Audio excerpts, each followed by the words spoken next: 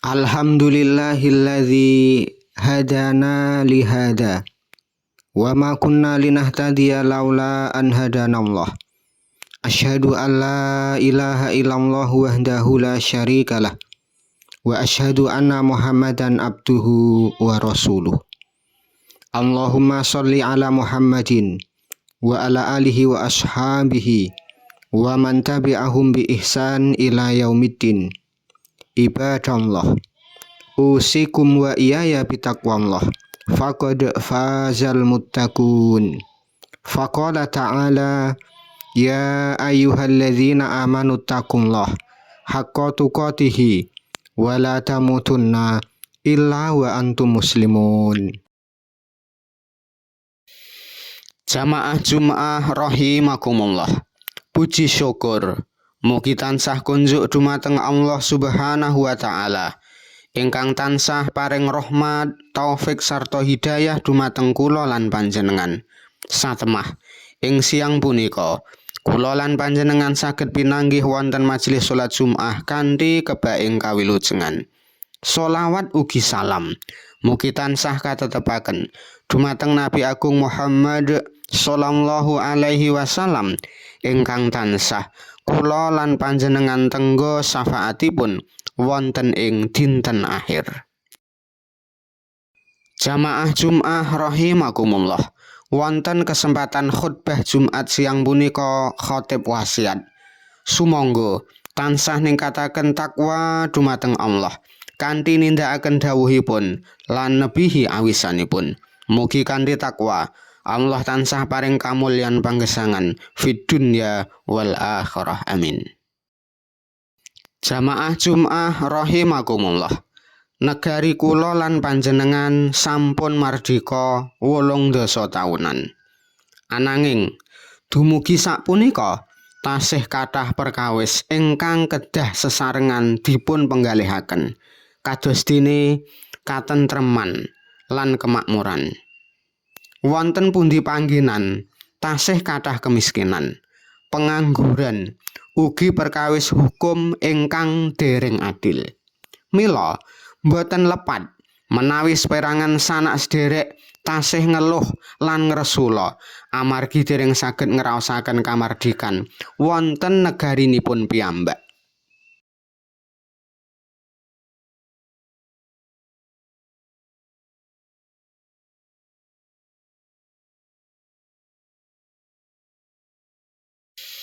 Allah Subhanahu wa ta'ala nate paring kabar wonten ing Al-Qur'an.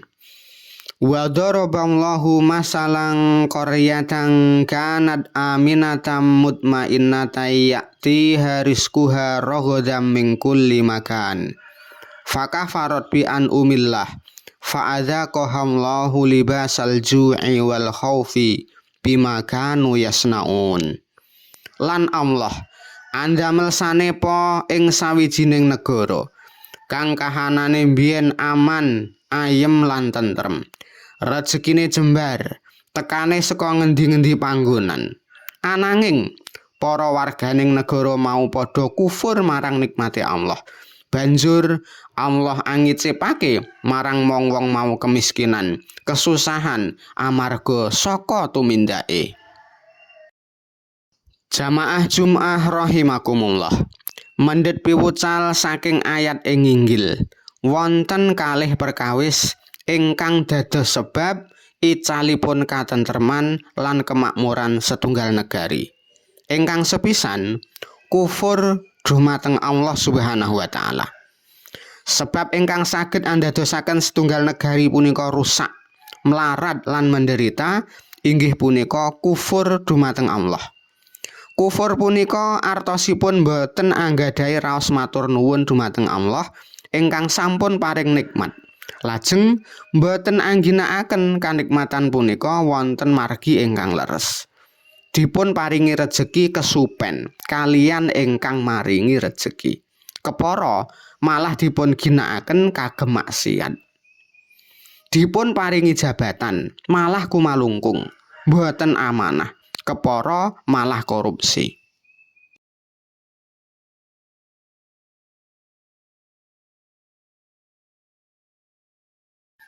Menawi warga masyarakat tumindakipun kados punika, mila negari kula lan panjenengan badhe nampi kacilakan, lajeng ingkang ngraosaken susah rekaos sedaya warga masyarakat tanpa pilah-pilih.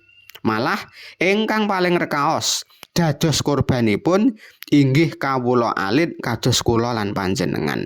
Ngendika Allah Subhanahu wa taala, wattaqu fitnatal la tusibannal ladzina zalamu minkum khassah wa'lamu annallaha syadidul iqab.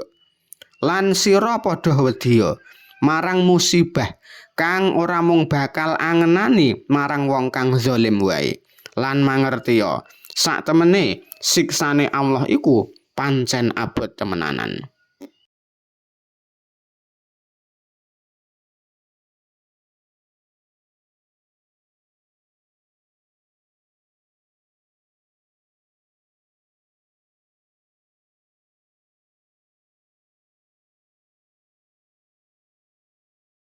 Ingkang kaping kalih, zalim dhateng sesami. Mboten namung wonten ing kitab suci Al-Qur'an, ananging ugi wonten kitab-kitab sanes dipun kabaraken bilih sampun kathah umat-umat zaman rumiyin ingkang dipun azab Allah amargi pendudukipun zalim dhateng sesami. Kados dene Namrud ingkang zalim dhateng rakyatipun, Fir'aun ingkang sewenang-wenang dhateng rakyatipun ugi. Negarinipun Namrud ugi negarinipun Fir'aun rumiyin negari ingkang aman lan makmur.